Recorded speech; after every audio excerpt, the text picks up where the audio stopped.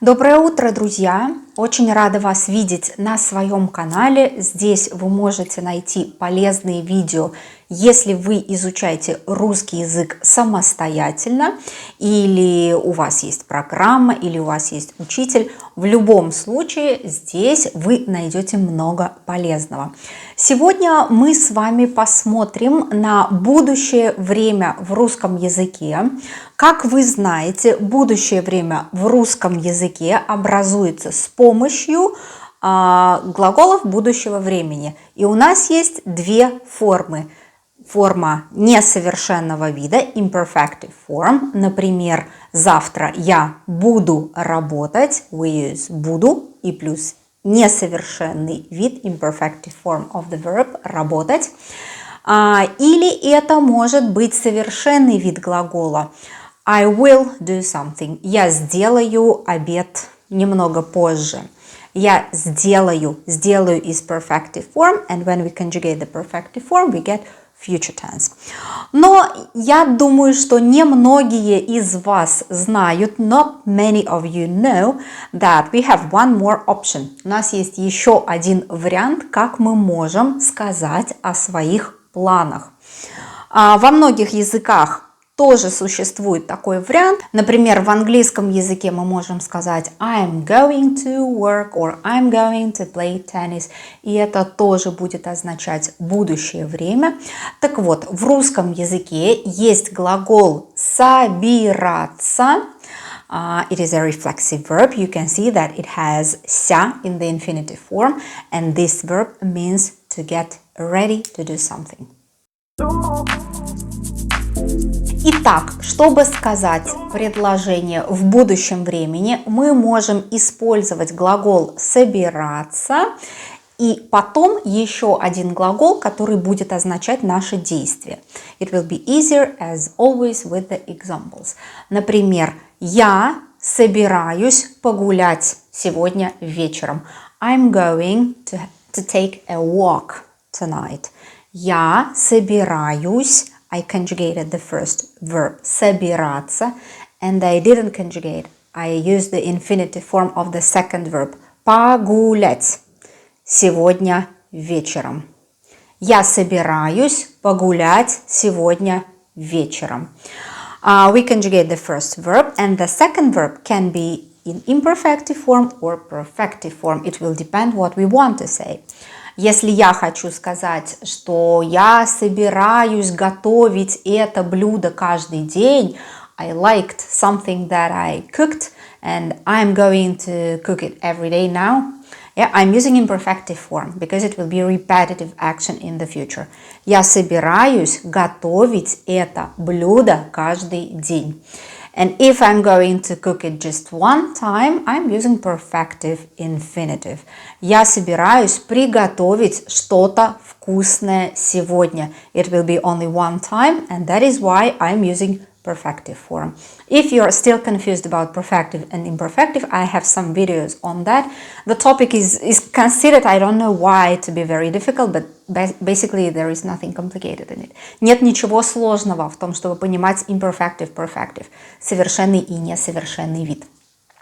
Но, конечно же, что сейчас мы сделаем? Мы проспрягаем, we will conjugate the verb, собираться, чтобы мы могли использовать его правильно. Итак, читаем вместе. Я собираюсь, ты собираешься, он, она собирается, мы собираемся, вы собираетесь, они собираются.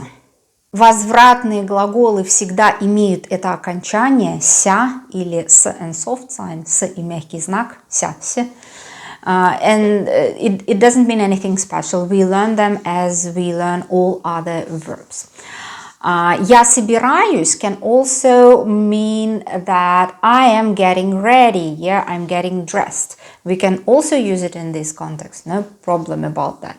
But собираться и плюс другой глагол значит that I'm going to do something. It is my plan for the future. Я могу спросить вас, Сегодня суббота, я могу спросить, что вы собираетесь делать на выходных.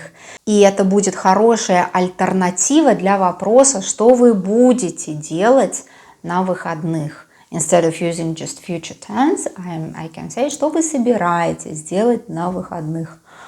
Например, сегодня у нас хорошая погода, я собираюсь на пляж. Сегодня у нас не очень хорошая погода, я собираюсь быть дома. Я собираюсь, and then we use infinitive for be. Быть дома. Ну и давайте посмотрим на другие примеры, чтобы мы видели, как мы можем использовать этот отличный глагол. Моя подруга собирается приехать ко мне в гости. She is planning, she is going, she will come and visit me. Моя подруга собирается приехать ко мне в гости. Сегодня вечером мы собираемся посмотреть футбольный матч.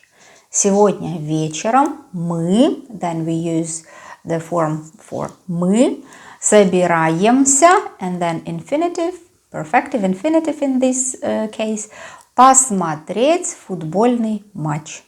When you use it in its negative form, it sometimes can sound a little bit rude, like if you say, and if we compare it in sentences, я не собираюсь помогать ему, I'm not going to help him, и я не помогу ему, I will not help him.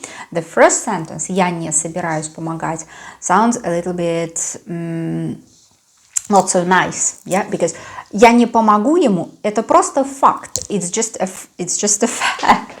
Предложение я не помогу ему is very neutral, it's just a fact. Мы просто констатируем факт, что я не помогу. Maybe I cannot, maybe I don't want, I will not help him. But the first sentence, я не собираюсь помогать ему, звучит более эмоционально. Поэтому имейте это в виду. Keep it in mind when you use it in its negative form. Например, я не собираюсь просить прощения. I'm not going to apologize. Я не собираюсь просить прощения. И это довольно эмоциональная фраза. Я не собираюсь звонить ей. I'm not going to call her. Also quite an emotional sentence. Идеальный способ использовать «собираюсь» – это когда мы говорим о планах. Что ты собираешься делать сегодня вечером? Ты собираешься приглашать своих друзей на день рождения. Ты собираешься поехать куда-нибудь в отпуск. Ты собираешься встретиться со своими коллегами в пятницу. Ты собираешься с нами в кино. So here I'm even not using any verb. Ты собираешься с нами в кино will be the same as ты собираешься идти с нами в кино. It is also possible to use it without a verb of motion because getting ready already means kind of a verb of motion. Я собираюсь в кино, я собираюсь к друзьям, я собираюсь в магазин, в конце концов. We can use it without a verb of motion. Я надеюсь, этот урок был полезным, как всегда. Я буду очень рада прочитать ваши комментарии, что вы собираетесь делать сегодня вечером или не собираетесь делать. И я благодарю всех, кто поддерживает меня на Патреоне. Я благодарю всех, с кем мы общаемся в нашем телеграм-чате. И увидимся с вами в следующем видео. Всем пока-пока.